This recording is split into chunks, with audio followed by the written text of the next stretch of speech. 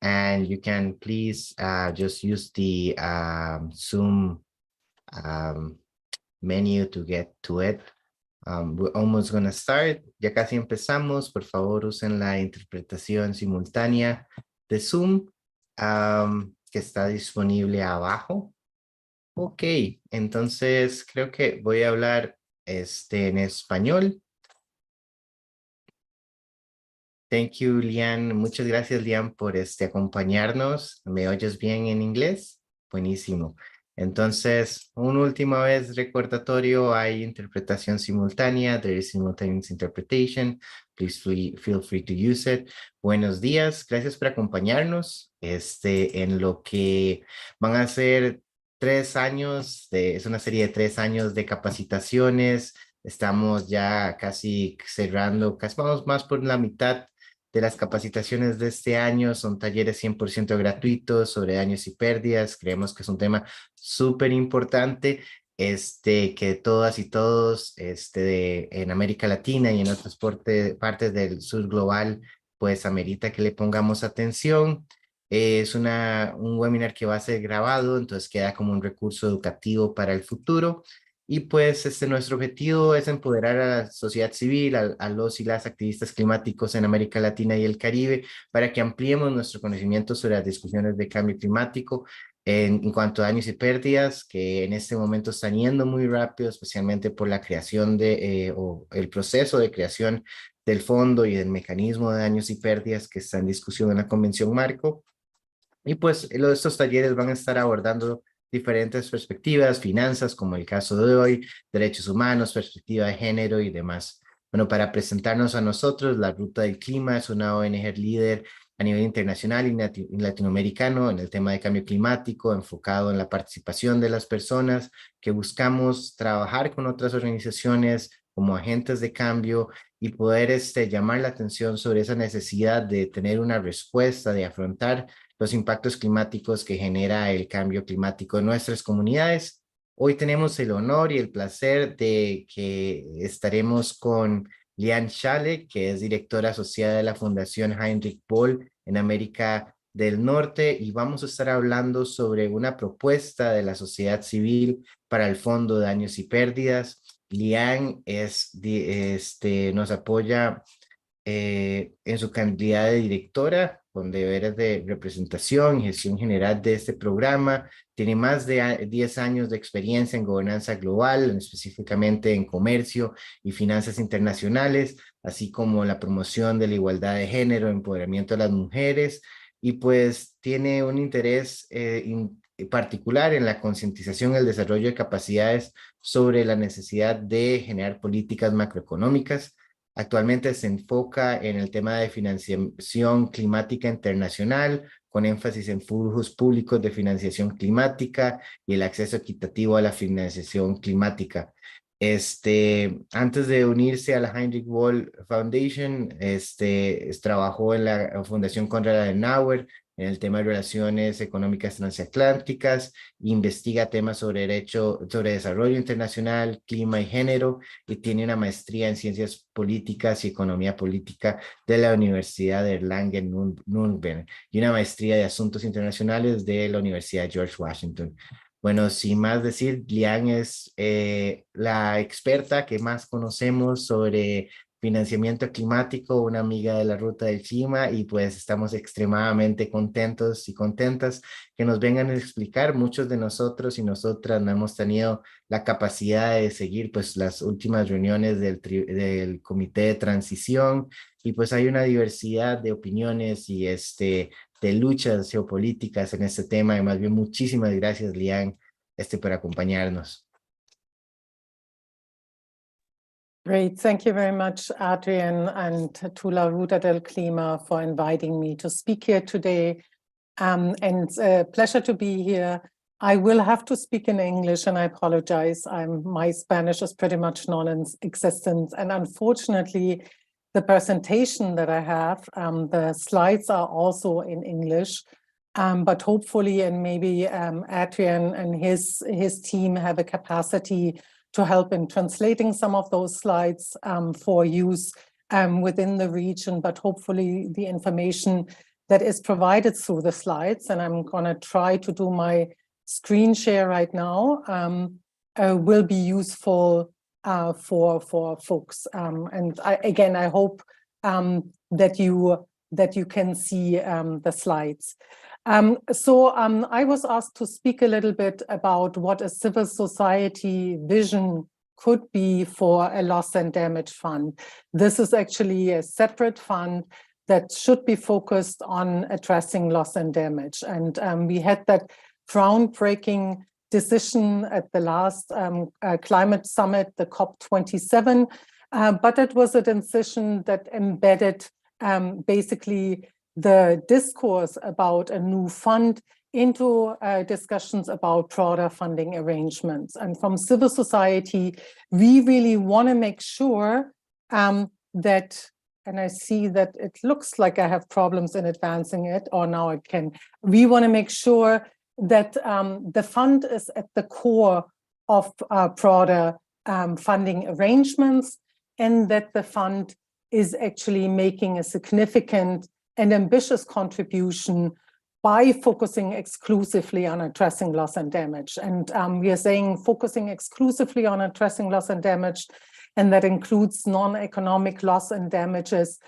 because very often things are kind of categorized or labeled loss and damage finance when they're actually really dealing with averting loss and damage, which is actually mitigation focused, or in minimizing loss and damage, which is adaptation focused. And so obviously this is different from what we are looking for. We want to make sure, again, that the fund is at the core of the new funding arrangement, and that it is consistent, based upon and guided by the provisions of the Framework Convention on Climate Change and the Paris Agreement. And there are a couple of articles specifically that we wanted to comply with. It should operate in a transparent and accountable manner. It should be guided by equity, effectiveness, and should be responsive to the needs of affected countries and communities, because we want it to be framed in human rights and taking a gender-sensitive approach. And very importantly, we are not just looking at a fund that is here for a couple of years, but we want a fund that stands the test of time, that grows with the needs and the challenges. So it needs to be scalable and flexible and operate as a learning institutions. Adrian helpfully clarified that, again, all of those discussions are going on in something called the Transitional Committee, which has its second meeting just a couple of days ago in Bonn, where I'm currently at.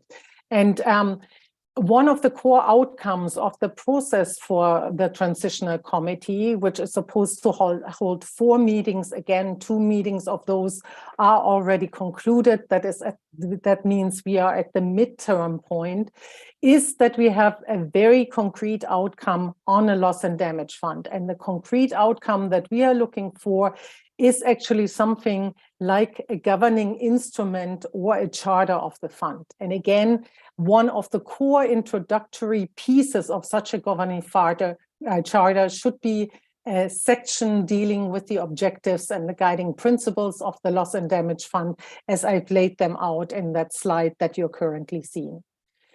So we want to make sure, again, that the fund that we are looking at is not just one little player, one little player among a multitude of actors, but it's the central fund, that it's the leading multilateral fund for loss and damage, that it is able to take on a key coordinating task, and with it a signaling function to other actors in the landscape, to provide what is often called complementarity and coherence, to make sure that there is not too much duplication in the system, so that there is no financing at cross purposes.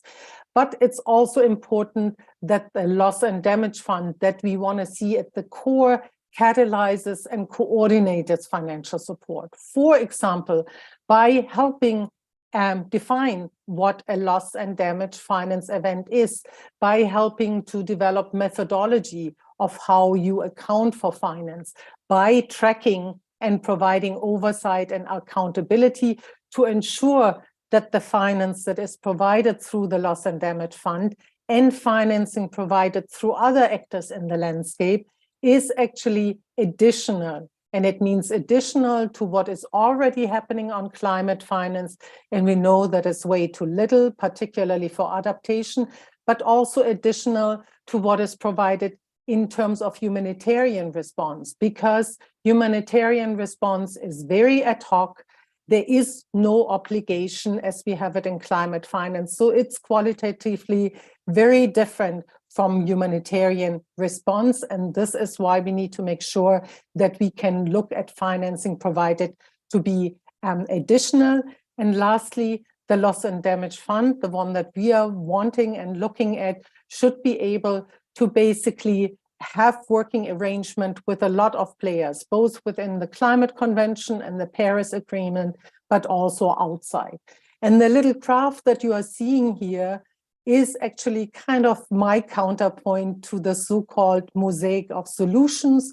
Again, the idea that there are tons of little players, all of them little mosaic stones, which might or might not lead to a comprehensive and conclusive funding picture.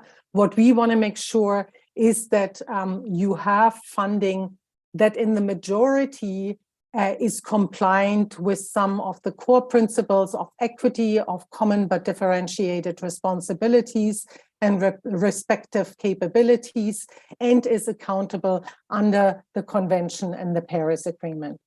I'm not going to explain that graph, but that actually just shows you how the loss and damage fund, and you see it here, would be placed within the wider architecture. And again, our vision is that it actually informs the set of broader actors. Now, just a quick overview over some key guiding principles that should actually determine how funding flows through the loss and damage fund that we would like to see. So first of all, most important, as I already said, it needs to comply with the core principles under the Convention and the Paris Agreement. That means really historical responsibility and in alignment with the polluter pays principle.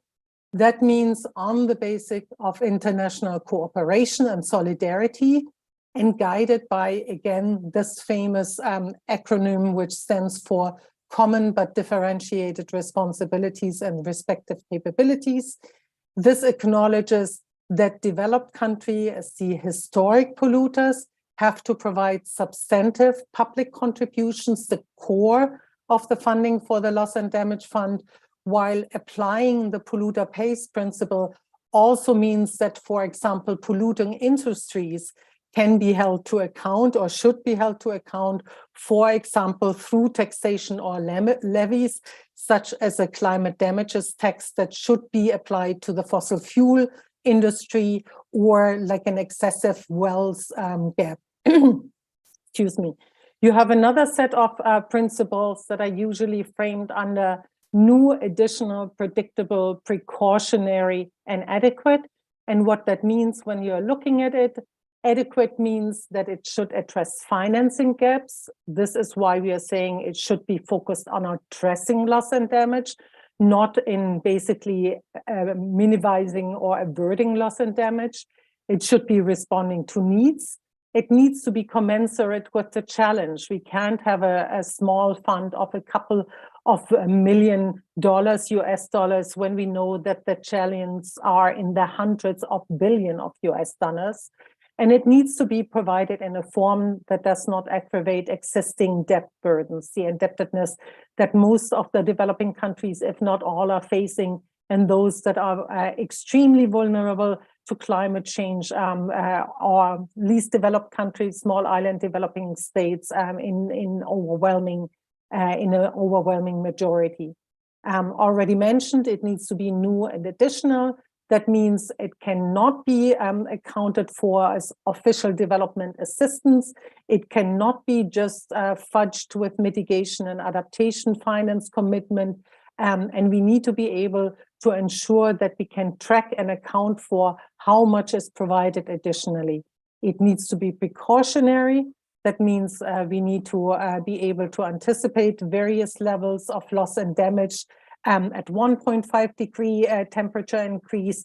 God forbid a 2% temperature increase, because then we know that the losses and damages will grow exponentially. And it needs to provide support for actions across the spectrums, the slow onset, the disaster response, but also the non-economic loss and damage. Lastly, also very important, it needs to be predictable. Recipients must know that there is funding available, not only today, but also for tomorrow, that funding comes from reliable sources, so that there is some planning security, and that funding is provided not on an annual or sub-annual basis, but for multi-year cycles, again, so that there is some planning stability. We want to see country ownership, but more specifically, particularly local ownership, and we want to see the principle of subsidiarity applied. A true country ownership means that we are taking decisions that are inclusive of affected communities and traditionally marginalized communities and groups, including women, indigenous groups, racialized communities, and that decision-making on and implementation of the funding is on the most local level possible. So we try to rely on local expertise and local capacity to the extent possible, instead of assuming kind of a trickle-down, a top-down that eventually will benefit communities. We want to see equitable, adequate, and directly accessible funding for the most affected people. That means that we should look at the access modality of direct access, including through subnational and specifically small grant approaches that can be through the setup of community-based funds or as direct subsidies, including as direct cash transfers. We also obviously need some technical and capacity building assistance for those non-party stakeholders at local level, marginalized population groups, to be able to deal with the funding access. And we need a human rights-based approach on gender equality, focused on financing action that is protecting and promoting the needs and rights of the recipients, empowers them to address loss and damage in a way that actually is in accordance with their own needs and priorities and mindful of their circumstances. It also means holding financial contributors to account and looking at not just doing no harm, but actually proactively doing good, doing the transformative action that we want to see. Gender equal access to and benefits from the fund must be supported. And that means, for example, that in addition to human rights impact assessment, we also have to have intersectional gender analysis, as we know that, for example, the vulnerability, the marginalization of elder women or women from indigenous community is different, is differentiated from, for example, an urban male. And lastly, we need to make sure that we have access to effective grievance mechanism and remedies. This is just a slight overview over what the loss and damage fund governance structure could look like, and I will explain it in more detail. Important is here, as you can see, that it is placed alongside the GCF, the Green Climate Fund, and the Global Environment Facility under the financial mechanism of the Framework Convention and the Paris Agreement. The way that we foresee it, it would have 3 windows and an own secretariat, and again, would engage with a lot of players inside and outside the UNFCCC. And again, I'll explain some of that in more detail by looking at the governing structure and some of the core governance features of loss and damage fund. So again, looking primarily at what governance and institutional arrangement could look like. As mentioned, we think it's really, really important to have the Loss and Damage Fund, the LDF, as an operating entity under the UNFCCC and the Paris Agreement financial mechanism. What that means actually is that it's accountable to the Conference of Parties, so basically to all of the 196 or 97 parties that we have in the Convention and in the Paris Agreements, and that it receives annual guidance from them. This also means, I think that designation showcases already that you're expecting it of being of significant scale and importance, and thus that we are singling it out as a core element of what we feel is necessary to implement the Convention and the Paris Agreement. When we then look at the board, what we would like to see is equitable representation. Now, equitable representation means that you have a majority of developing country representatives and a minority of developed country representatives, like, for example, in the Transitional Committee, where at the moment the 24 members are 10 members from developed countries and 14 members from developing countries. However, we want to go further, and we want to make sure that in the board of a Loss and Damage Fund, there is also voice and vote for affected people and communities with a seat on the board that has a vote, that has the power to be part of financial decision making. While most of the decision making is probably going to be by consensus, and that's the usual way that those funding decisions are made, there must be a possible consideration of voting procedures. And again, in an equitable representation, this ensures that some of the priorities for developing countries and local communities can be supported. We also foresee a role for non-voting members, for example, active observers, which could be some relevant agencies or mechanisms like the Warsaw International Mechanism. The board would have the ability to establish, add or modify funding windows or substructures.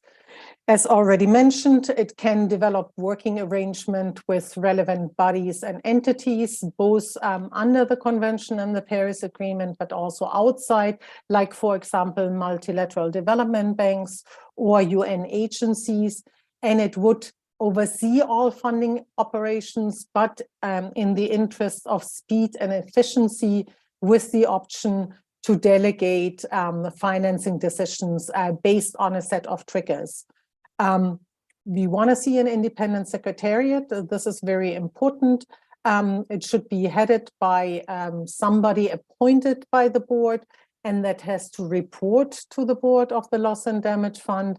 And we would like to see that secretariat being staffed with professional staff with relevant expertise. And that means obviously financial expertise, the expertise on loss and damage, technical and legal expertise, but probably equally important, and this is something where we have significant shortcoming in existing funds, is a diversity of backgrounds, including on the lived experience of affected communities in recipient countries. So it's not just enough to have a theoretical knowledge of loss and damage. I think really knowing what is going on the ground, the struggles that communities face, but also the agency, the expertise, the traditional and indigenous knowledge that they bring to the table in solutions must be known to them, and they must be able to integrate it, for example, into some of the technical processes that you will have in a funding institution. And then, as indicated, because the Loss and Damage Fund that we foresee is really kind of the flagship organization in the broader loss and damage financing architecture, the Secretariat must play a key role in helping with knowledge management, in trying to help establish some of the good practices, the guidance, the methodologies that we need to actually ensure that various actors in the architecture kind of work conjointly and in complementarity to each other. When we then looking at some of the core modalities for the fund in terms of eligibility.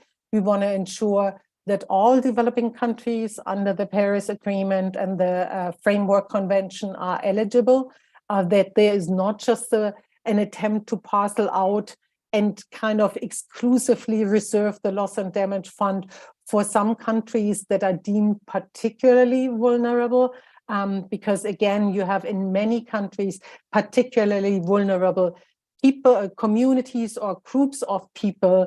So it's actually not very helpful to try to differentiate out countries' eligibility on the LDF basis. That does not mean that there could not be within the fund some special provisions for example, least developed countries or small island developing states, but the basis that every developing country has the right to access the fund needs to be safeguarded. We want also financing on a full cost basis. That means the full cost of an action should be supported, not just little increments. And this is really, really, really crucial, because it will be very often very difficult to differentiate, for example, and say where one humanitarian action might stop and where some other loss and damage actions start, or likewise, the differentiation to adaptation is very, very different.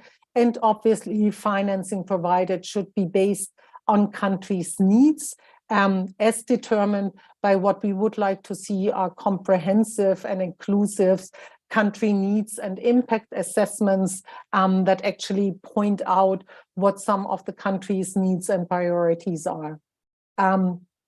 So the civil society suggestion for the fund, including with some of the key operational modalities that we have suggested in the second meeting of the Transitional Committee, just the last couple of days, would foresee initially 3 funding windows that would have differentiated fit-for-purpose programming, which basically acknowledges that one will have to very specifically reconsider, according to the purpose of the fund, how funding can be most simplified, how it can be possible to most directly access financing.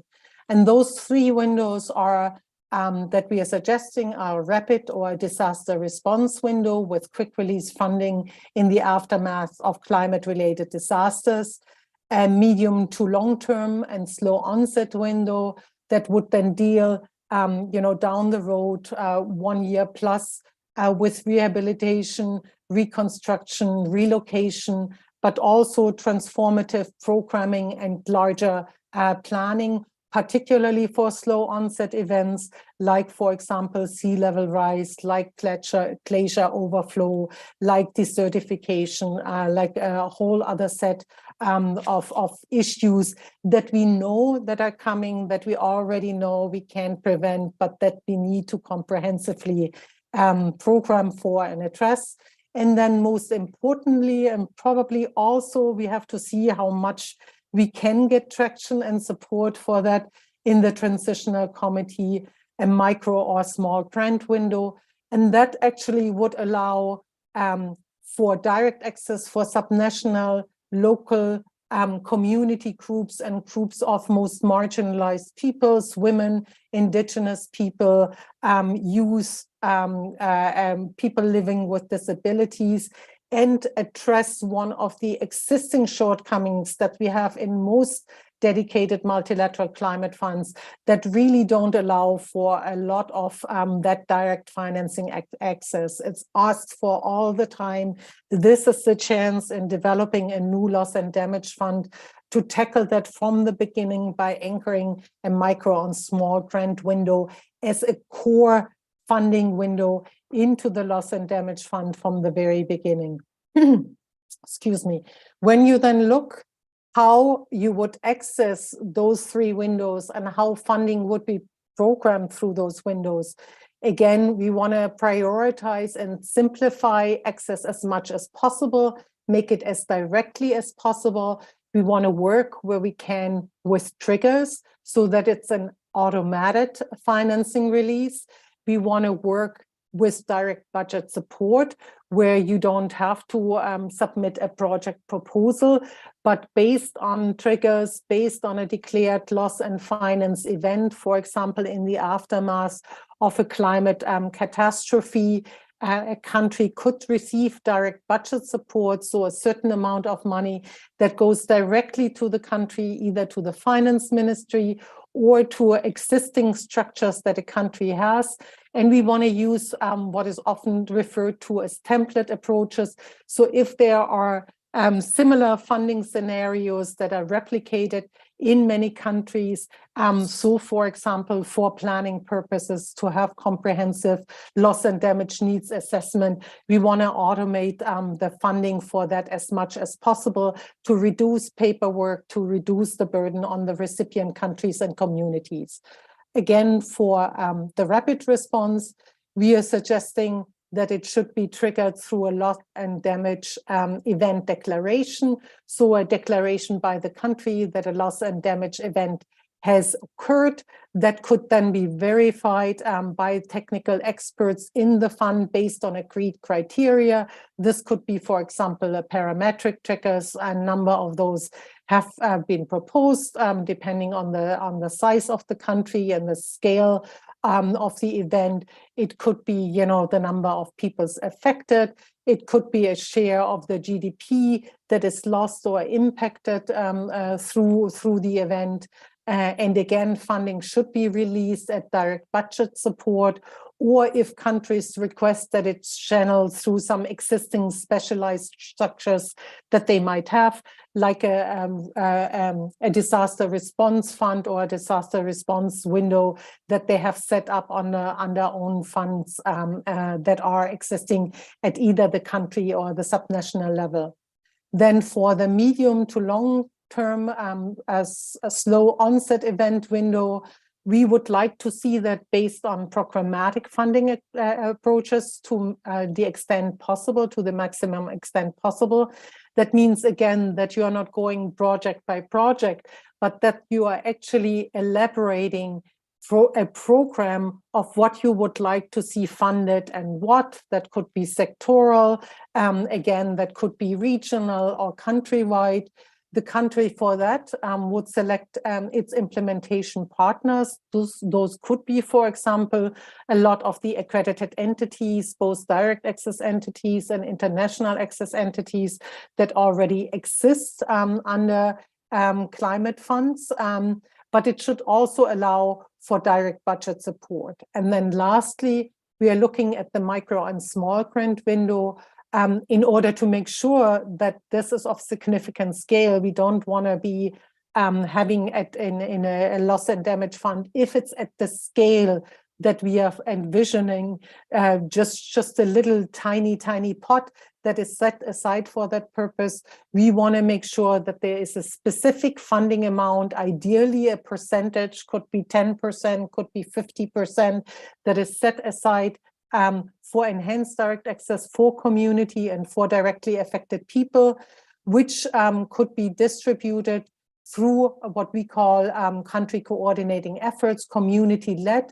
And this could be, for example, existing country coordination mechanisms, such as already exists for the small grants program of the Global Environment Facility. It could also, for example, use some accredited small grant funders. There are a lot of environmental philanthropic small grant funders, or women and gender-focused small grant funder, or it could be humanitarian actors.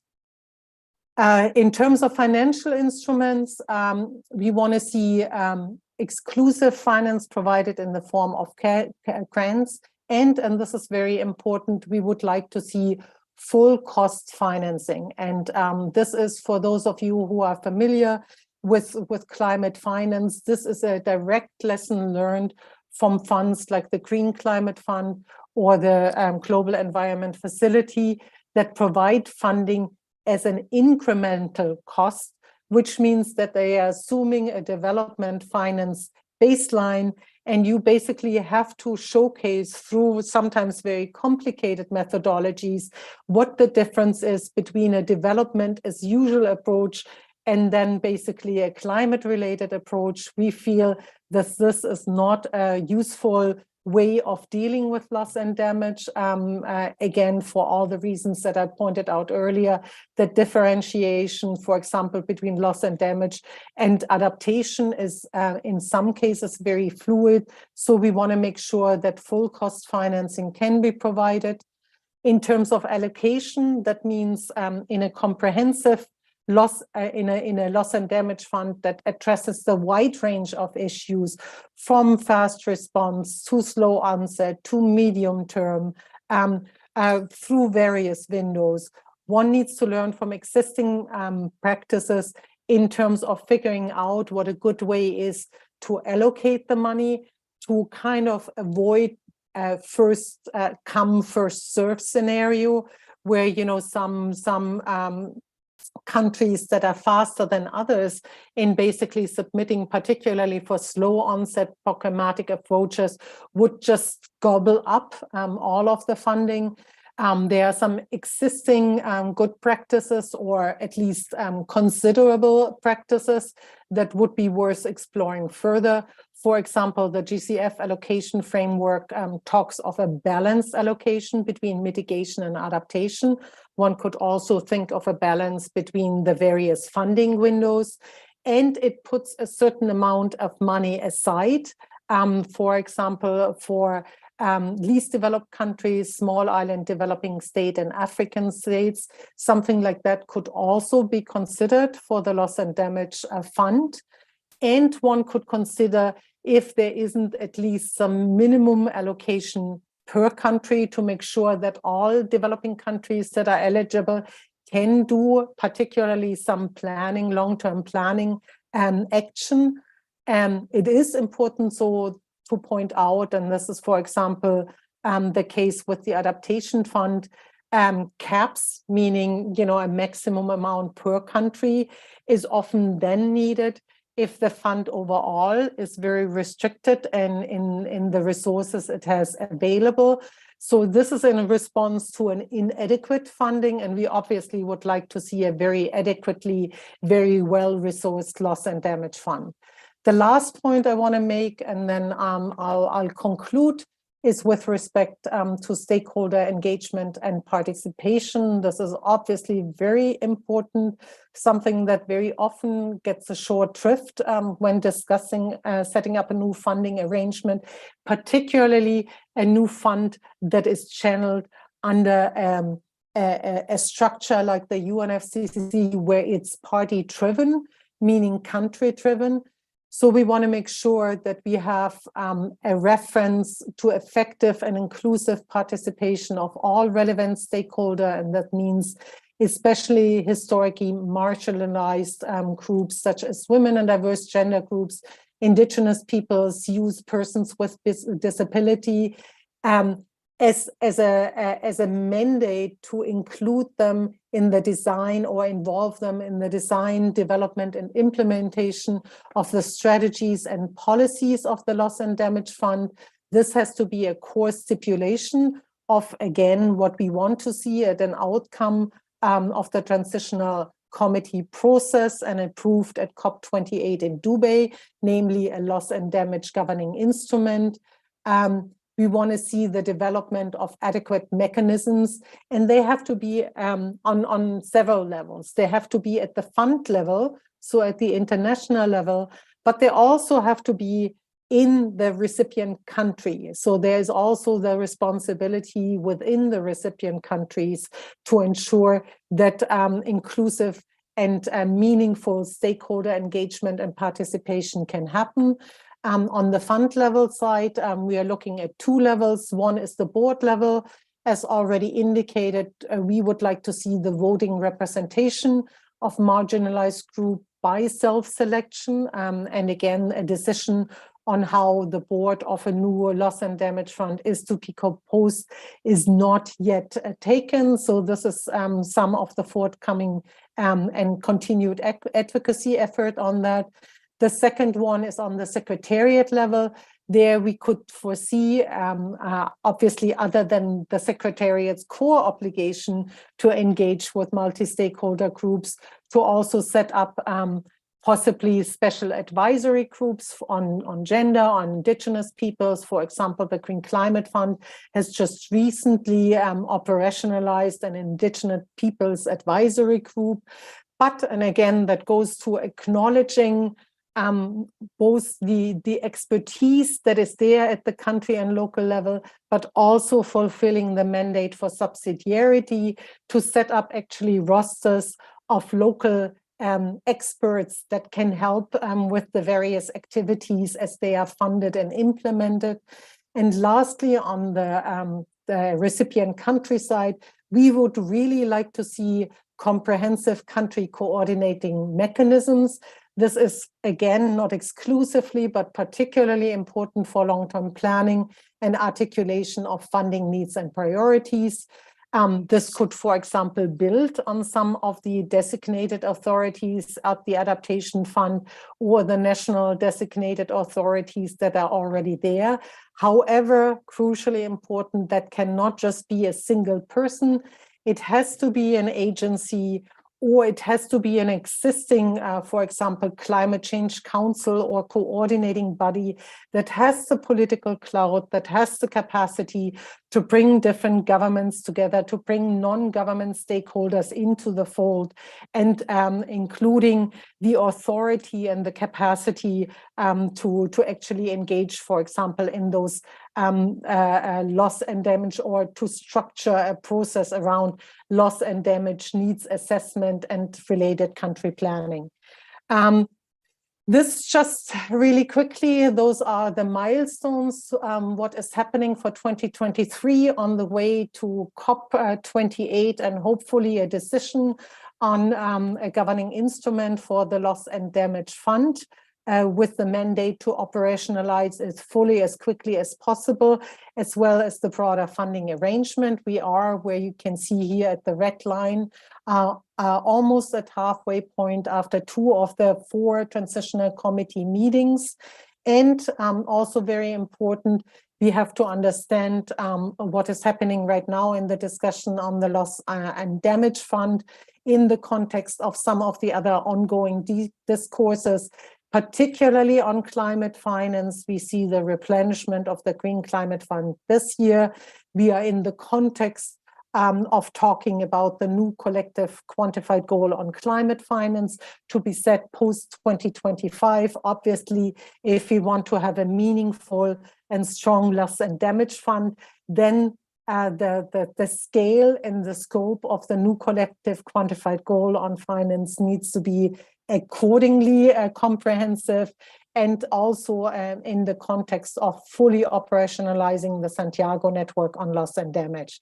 And then lastly, as I mentioned, the recommendations are based on the landscape report that the Loss and Damage Collaboration and the Heinrich Böll Foundation have jointly released. I want to thank my co-authors there, Julie Ann Richards, Heidi White, Leah Echampong, and again, I myself have contributed to that.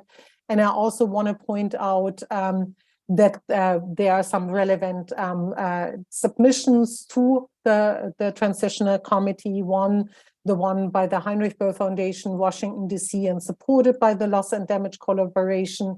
And just basically what we used last week in the Transitional Committee meeting in response to a scenario note by the co-chairs with a lot of guiding questions on what the funding arrangements and specifically the fund should look like.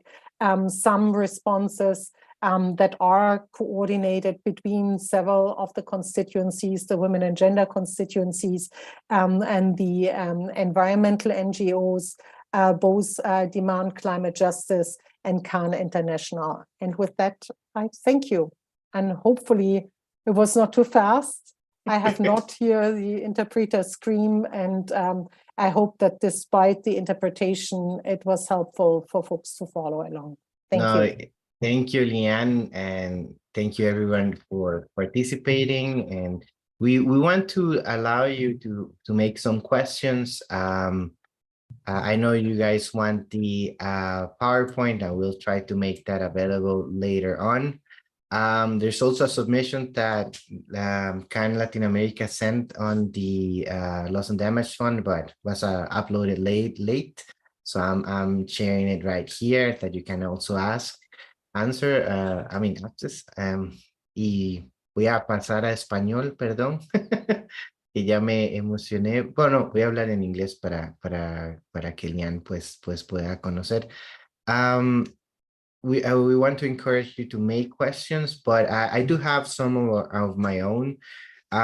Lian, I wanted to ask you, and this is something that for Latin Americans NGOs are very important, is the issue of complaint mechanisms or accountability mechanisms, especially with the issue of having that, and also, I mean, you already included participation within the structure of the fund, but having this also feedback of compliance and accountability. How is that being addressed, or how do you imagine that could work?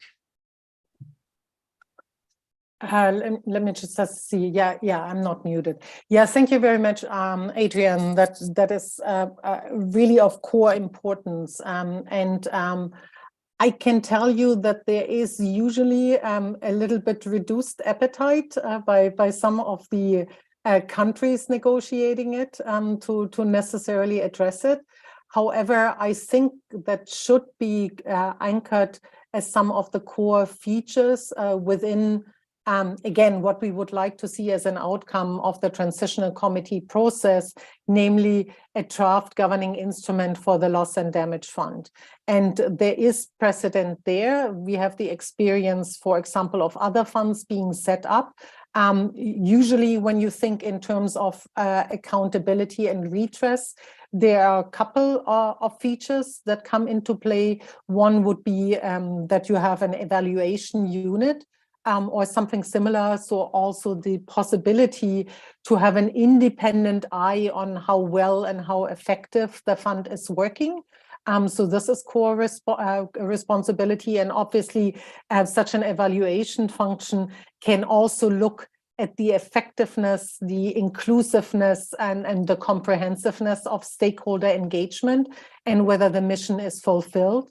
You usually have something like an integrity unit that makes sure that that money is not misused or misguided, no corruption or other malappropriations of funding. And then of core responsibility would be the third one, which is an independent redress mechanism or grievance mechanism. And there I would actually say a good practice that we have right now. We're not quite sure yet whether in the way it is functioning, but definitely in the way it's set up is the one in the Green Climate Fund. And the reason being because it allows basically directly for any affected community or population groups to directly go to the mechanism and also go before harm is actually done. Just the danger that harm could happen is actually enough to allow that process to be triggered. And something like that, modeled, strong and independent, with the ability to actually do those kind of investigations without intimidation by a board, and then with the ability to propose restitution or compensation that is then mandatory for the Loss and Damage Fund to follow would be crucially important. And that obviously plays into a larger set of issues. I haven't really mentioned that, but we obviously need to make sure that you have the opportunity to participate in multiple languages, right? So that documents are not just available in English, also that you can interact and, for example, provide input in multiple, not only multiple languages, but also multiple formats. Not everybody is capable for writing an elaborate submission. And all of that, again, would not be in detail yet laid out in a governing instrument, but as basically the core framing would need to be in a governing instrument, so that you basically, and which is then approved by the COP, so that you basically provide, if you want, the construction plan for the detailed policies that are needed later on. I usually try to compare a governing instrument to a skeleton, right? So you don't have every little detail literally fleshed out, but you see the structure, the core elements are there. And then that provides then the mandate for detailed operational policies on a couple of mechanisms, allocation frameworks, and so on and so forth. But, and that's very important, that core has to be there. You need to be clear what the shape, the functions of the fund are, because it will be very, very difficult then to do something completely different than what is laid out in the governing instrument. I hope that provides a little bit more clarity. No, thank you, Liana. It's super important to have this mechanism, especially because we're not dealing with with an issue where human rights violations or infringements may happen. We're dealing with communities where that is exactly what already happened, and the consequence of that is the failure of the UNFCCC and its parties to fulfill the objective of the convention, and this addressing loss and damages, well, the consequences of it. So it's super important. The other question that I wanted to ask you, and if anyone else in the audience has a question, please do write it up in the chat or in the Q&A option. It's regarding information. I mean, what will the role of information and data generation have from countries or communities to inform sort of the decision making of the loss and damage fund, since there isn't really a mechanism or a system right now that can inform, for example, in terms of where is aid needed, how much is the scale of it? I mean, who does, will that be included in the fund, or that's something we have to fight from the SBI or from COP elsewhere? Because it seems like you should have some data or information to actually allocate funds. Yeah, no, I think this is a very good question, and it goes, although obviously we haven't really also thought through the details yet, but I think this is embedded in our understanding that the loss and damage fund should really have like a core coordination and oversight function. And this is why I pointed out when I talked about some of the core function that the Secretariat should have, that it really should be that comprehensive, or should contribute, if not lead, on the comprehensive knowledge management on loss and damage, right? So I think the issue of data is always a difficult one, because obviously you need to have data, and particularly science-based data, to be responsive. However, you do not want to use the absence of data availability as a detriment to access financing.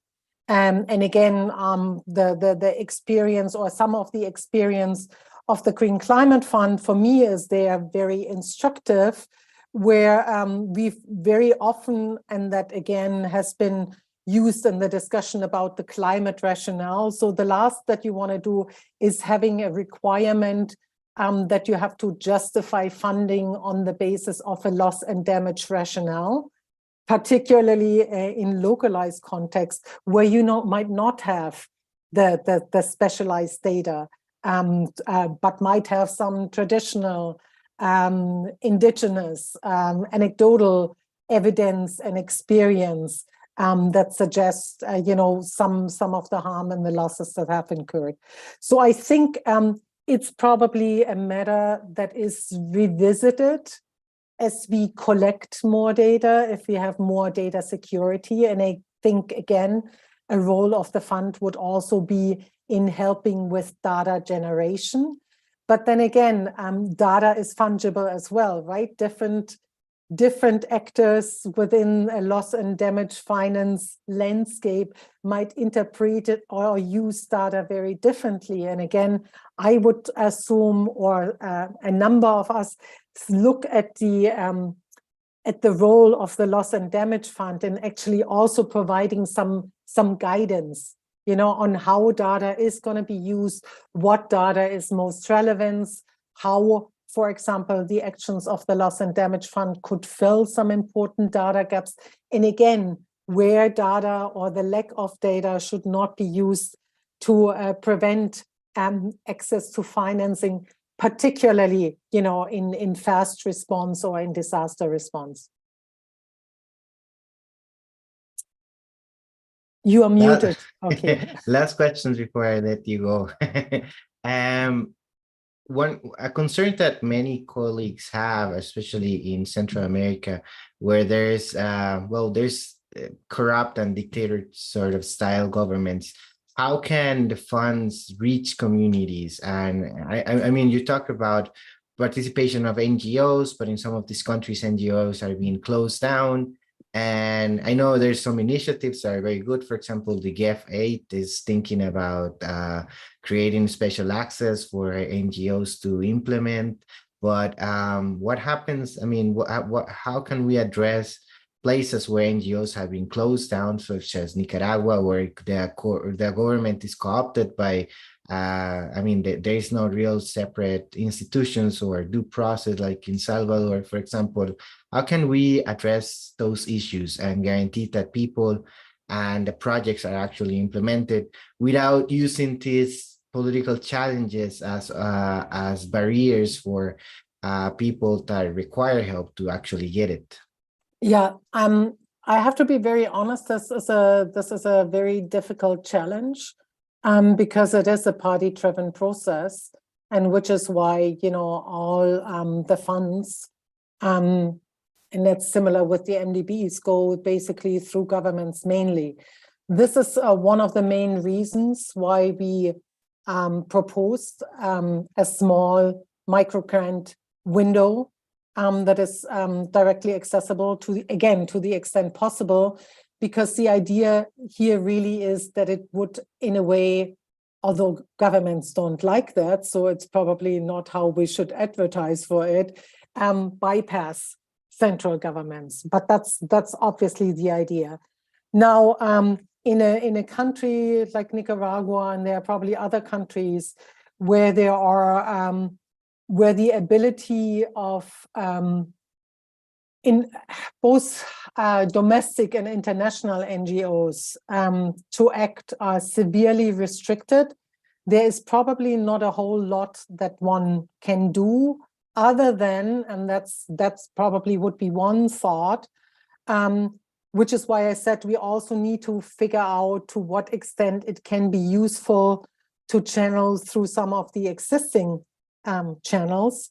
And I would think that, for example, a quote-unquote relatively apoliticized channel like humanitarian response through the International Red Cross or something like that could provide still some access opportunities. But I will not lie, this is an option. This is not an option, sorry. This is a huge challenge, particularly again in country dictatorships that also are actively countervening opportunities for non-state actor, both domestic and international, but including non-state actors and marginalized population groups like indigenous peoples to fulfill their rights, basically to self-determination, and also articulating their own needs.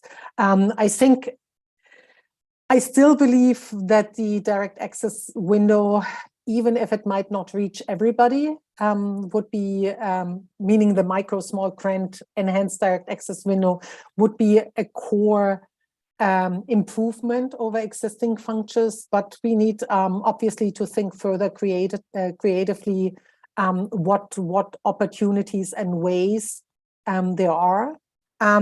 Obviously, for funding that is provided through country governments, this is a this is a complicated issue, right? Because you want it to be as unbureaucratic as possible so that it can be used as quickly as possible. And this is why there is the call for direct budget support.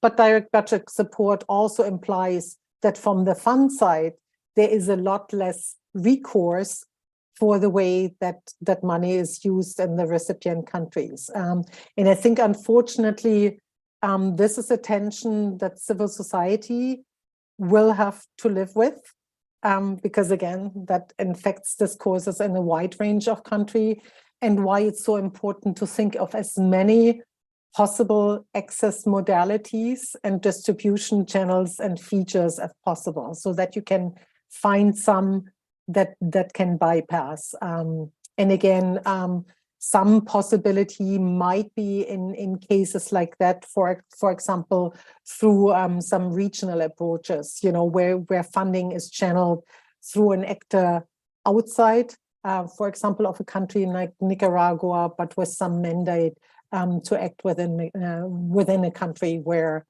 you might have a number of those challenges, but clearly we don't have all of the answers yet. So invite you and your colleagues from the region to think with all of us that are engaging in the TC process actively, with your thoughts and with your experience, what from the experiences that you have on the ground, what could work the best.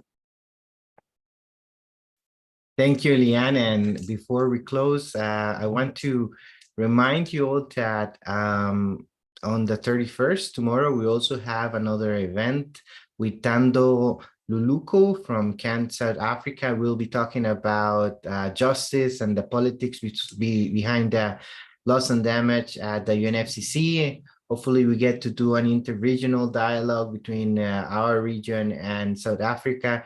And again, Liane, thank you. This is a long-term issue. We're just beginning. It'll probably be something that is going to be there for a long time, unfortunately. And it has been super clear. I think this is a resource that all NGOs can use before SB 58. And again, I hope to meet you again soon and that we can work on this together.